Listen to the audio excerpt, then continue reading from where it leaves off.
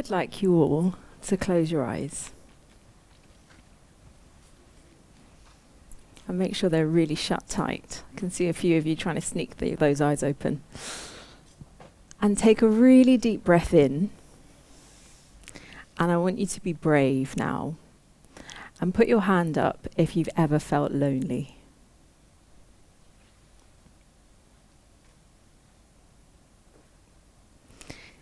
Now put your hands down again. And I want you to put your hands back up if it was somebody else that made you feel better.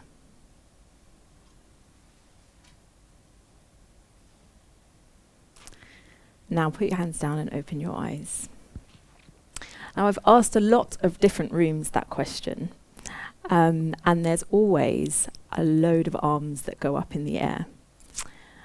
And I asked that question because it was the question that brought me to starting my business called Eating with Elephants, because I was lonely, and I didn't feel brave enough to put my hand up and say, I'm really lonely, somebody help me. And so they got to a point where I got very sad, and I felt that that loneliness was taking over me and the person that I was. And I wasn't able to get to a point where I could share that with anyone. And so it was getting bigger and bigger and bigger. And every time I walked into a room, I felt like there was a giant elephant in that room. And I just kept doing my best to ignore that giant elephant. But every time I tried to ignore it, actually it just made the loneliness inside me get bigger and bigger and bigger. So what did I do? Well, I had to be upfront and confront the elephant. And I sat down and I told my friends and I told my parents that I was really lonely, that I was having a really rough time, and it had actually made me quite sick. And I'd got sick enough that actually I wasn't really functioning very well in the world. And I didn't really see how I could go on that way, and so I needed their help. And after having that conversation with them, it was like this giant elephant in this room suddenly became really, really small and really manageable. And that made me feel like it was actually possible to become something different to what I was feeling before. Thank you very much. And so that led me to a place where, if you can read this, I wanted to help other people to have the same experience that I did if they were feeling lonely. So I asked myself what would happen if I helped people to tell the stories of the things that keep them from sharing who they really are with the world. And I came up with the idea of helping people to share more, to hide less, and break the silence of stigma, because stigma is the thing that really keeps us from sharing who we are.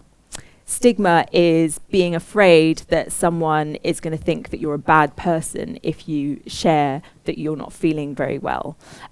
Stigma is feeling afraid that somebody is going to call you names, essentially, if you tell them something about you or your family that you might be a little bit scared to share, a little bit afraid of, because you don't want to be laughed at, you want to be part of the group, and you don't want to be left outside it.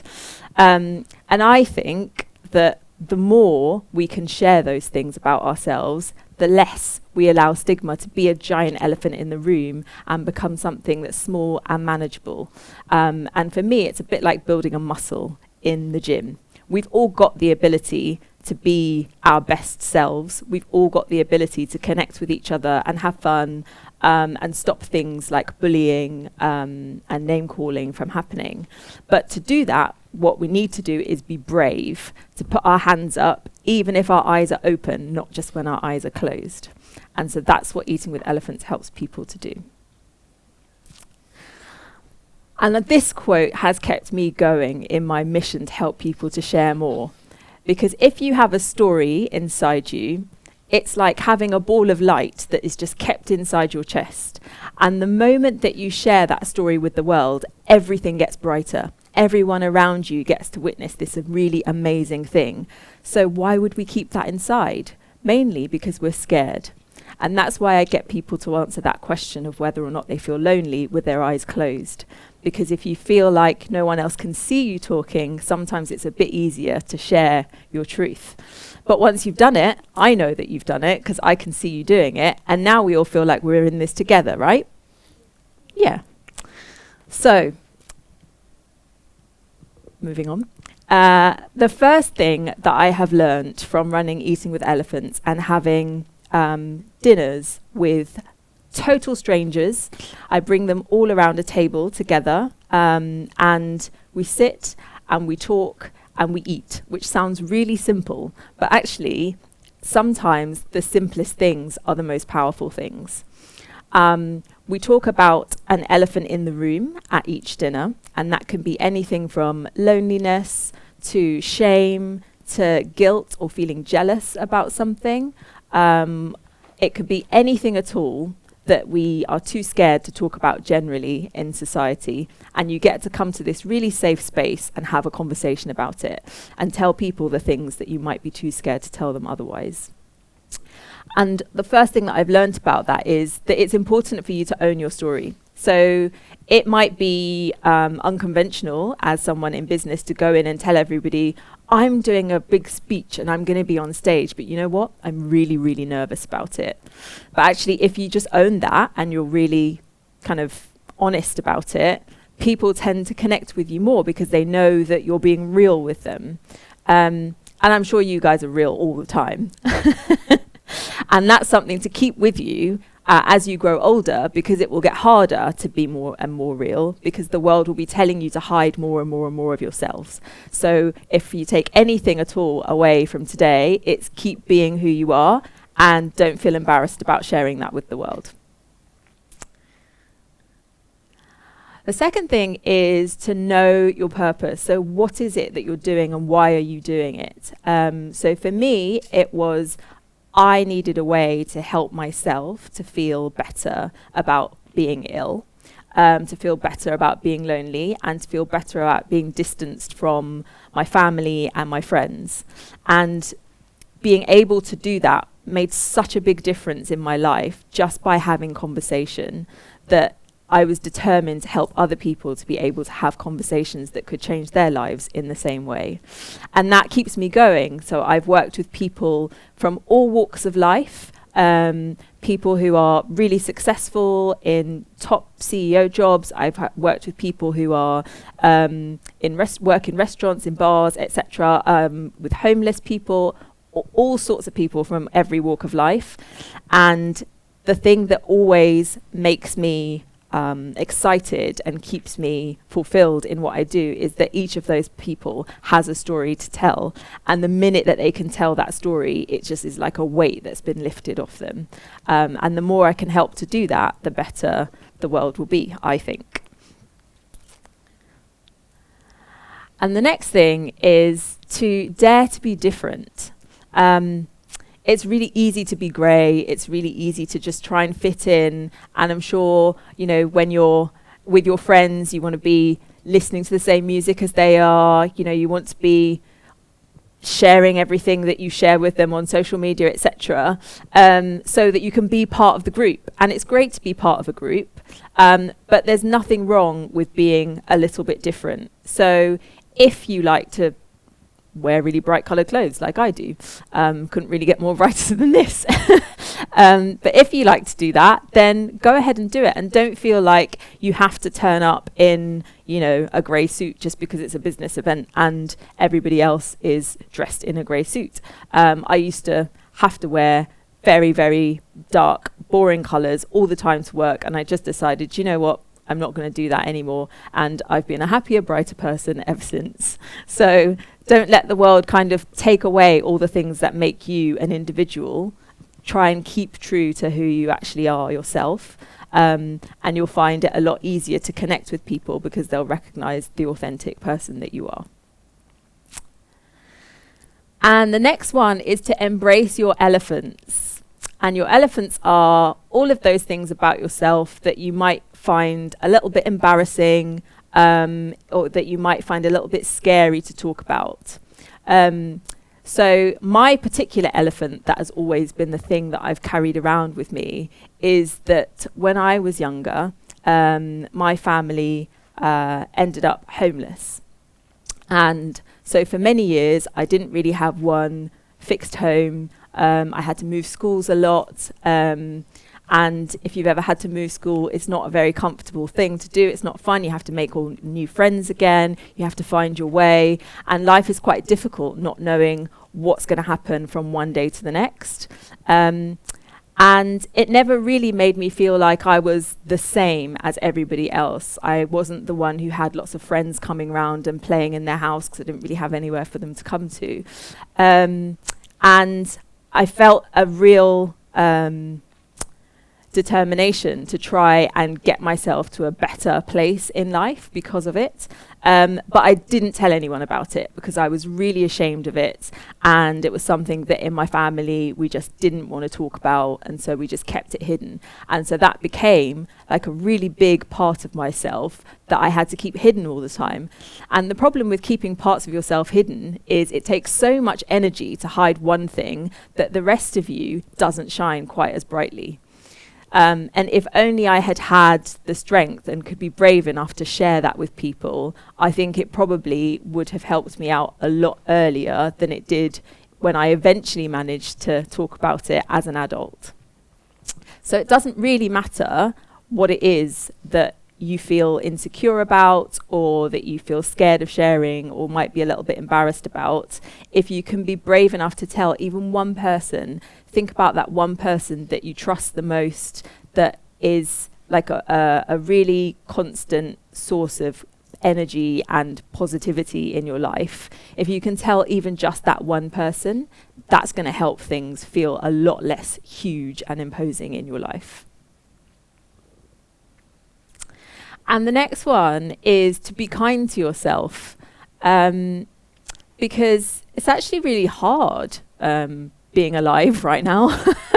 The world isn't the kindest of places, and you've got so many different wonderful things that add loads of great value to our lives, like technology. But then that also comes with a bad side where you can judge yourself a bit more because you can see so many more people and what they're doing all the time online. And sometimes, playground games result in names being called and people being teased, etc. And actually, a lot of that is just you can solve that between you and another person, or you can take a lot of that to heart and it can start to eat away at you. And my motto for life has always been, actually there can be really difficult things going on around. You can't really control the situation that you're born into, but what you can do is control how you respond to it and how you feel about it. And you can do that by trying to take the positive out of every situation that you're in, trying to connect with people. And I've found that in the most unlikely places, I've been able to have really, really lovely experiences because I've stopped beating myself up about being this, I guess, homeless person, and given myself credit for being actually someone who's worked really hard and has been able to make a really decent life for themselves and now has a really successful career. And actually that's helped me to walk into rooms and be brave enough to share that story with people like you. And if I wasn't kind to myself, I wouldn't be able to do that. So being kind to yourself is another way of giving yourself lots more energy and lots more power to be a really big presence in the world. And I guess the next thing is being a people person. So from all the stories that I've heard in all the dinners that I've done, the one thing that I hear time and time again is it's that person when you raised your hand the second time. It was that one time where you spoke to somebody or you spent some time with another person. That was when something shifted. That was when something changed. And that's really easy to do if you have good people in your life, if you have good friends, if you spend some time connecting with your family, etc.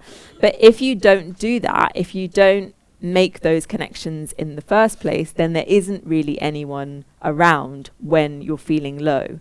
So it's, in my experience, really helpful to take the time to really connect with everyone around you. And especially in business, I think there's a real pressure to be professional kind of all the time. And when I've had the best opportunities come my way, or met the greatest people and had the best experiences, has been when I've put that to one side and just been myself, and just been a human being, for all my faults. You know, there are lots of good things about me. There are also lots of things that I probably want to improve about myself as well. But being open about that and sharing it is a way of connecting with people in a bit more of a meaningful way. And the more of those meaningful connections that you have in your life, the more opportunities will come your way, the more you'll be able to be successful. Every opportunity is always attached to an individual. So if you can remember that, and treat everybody as you would wish to be treated yourself, then you'll probably go a long way. And the really important one is, I think you'll hear a lot of people say, failure is not an option. We cannot fail. This is never going to be allowed. But actually, failing is the thing that you learn the most from. And frankly, it's inevitable. You will fail. At some point in life, you will not be good at something, or you will miss an opportunity to do something. And that's okay. It's life, it happens. If everything was perfect all the time, we would never really learn anything. So it's totally fine for that to happen. But it's about how you respond to it. It's about learning from that failure and seeing it as like a first attempt, something that's gone wrong once, but actually you can improve from it and you can fix it the next time. And then keeping that sense of learning and development going, that will really help you to make the most of anything that happens to go wrong in your life. I can say, as someone from very humble beginnings, that actually there were a load of failures for me because I had to try lots of different things. I didn't have a huge kind of legacy of successful people that I could look to. I didn't know anyone who ran their own business. I didn't even know it was a thing that you could do when I was your age. But I did know that I liked to make things, and I would take those things and I would just try and talk to, people. I would literally take them into the playground and be like, what do you think of this? And if people liked them, I'd say, well, do you want to give me some money for it? And if they did, then it was a good day. If they didn't, not such a good day. But again, I would learn from it. What didn't they like? And then what could I change for the next day? So, in summary, I think there's a lot of pressure today to be a perfect person, to look like the perfect images that you see online these days, and not really to give yourself credit for the whole human that you are. But everything about each and every one of us is important, and it is part of our story. And every time I bring people round a dinner table to talk about a subject that might be as difficult as guilt, for example, it's actually magical what happens when people open up and start talking about those subjects. Everything about them starts to feel really light, and it's really attractive to see that in a person. It feels like a real transition, a movement away from this world where you have to be what people expect of you, and moving to a world where you actually are who you are and you're not ashamed to say that, and it feels good to you. So I would really like you to be as brave as you were at the beginning of the session, putting your hand up and admitting to a time when you felt lonely. I would really like you to go out into the world and remember that, and own it when there are some feelings that might not necessarily be happy ones, or some experiences that might not necessarily be positive ones, and to see what you can learn from them, but also be brave enough to share that with other people, because that's the thing that's going to connect you to everyone around you, and the people around you are what keep you going when times are tough. So thank you. Excellent. Give a big round of applause to Janice. Come on, everybody. She was very brave sharing her story, and so I'm hoping actually some of that bravery is going to rub off for some questions. I'm sure someone's got a question. Anybody? Come on. We've been brave. Here we go. Question over here. Someone's coming with a microphone for you, so you can... What inspired you to become what you are now? Loads and loads of things. So different people that I met along the way. I like being an entrepreneur because I get to pick the next goalpost. I get to decide what the thing that I'm chasing is, and that keeps me motivated. And so experimenting and doing different things allowed me to see that that's something that's important to me. So especially when I was in school and then later on in university, I would just take every opportunity that I could, either to meet people, to try different subjects, to do lots and lots of extracurricular stuff outside of school as well. And sometimes I hated them. I mean, to be perfectly honest, sometimes they were absolutely rubbish.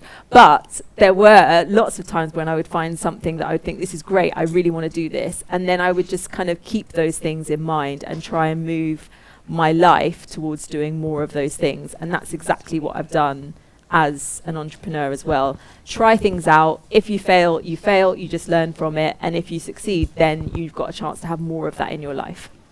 Hi. Why did you choose this business? Why did I choose this one specifically? Because I think there's something magical that happens when you bring people together around a table and you do it with food.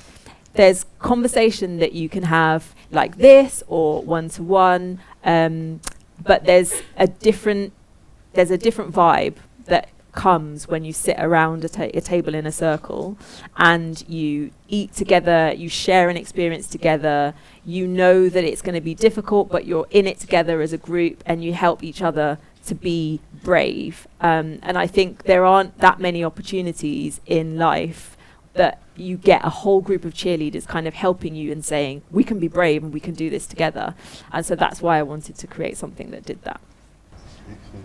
I'm only going to be able to take 2 more questions because we're running close on time, but we're going to have one here and we're going to have one down here on the front. So if you have questions for the next one, go first. I swear. Where's your business? Where is it? Well, that's the other thing that's great about being alive today. It is everywhere and nowhere. It's online. And I work with lots of different venues around London to make it happen. So I host dinners in lots of different areas, and then people come locally and join one of the dinners.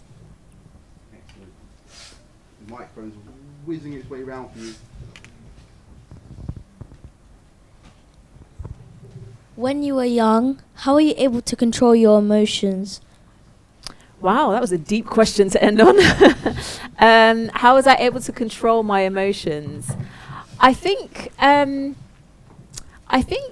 your emotions are a difficult one because they're not. You can't always control your emotions. You can be with them and you can live with them, I think. But actually trying not to be angry when you feel angry isn't always helpful. How you act because you're angry, that you can control, but the emotions themselves, I think I wasn't really kind of focused on controlling those. I was focused on, right, if I feel really frustrated because I'm in this situation, what am I going to do to get out of the situation? And then by getting out of the situation, or at least having a plan to get out of it, that makes me feel less frustrated. Thank you, Janice. Can we give another big round of applause? Thank you. Thank you very much.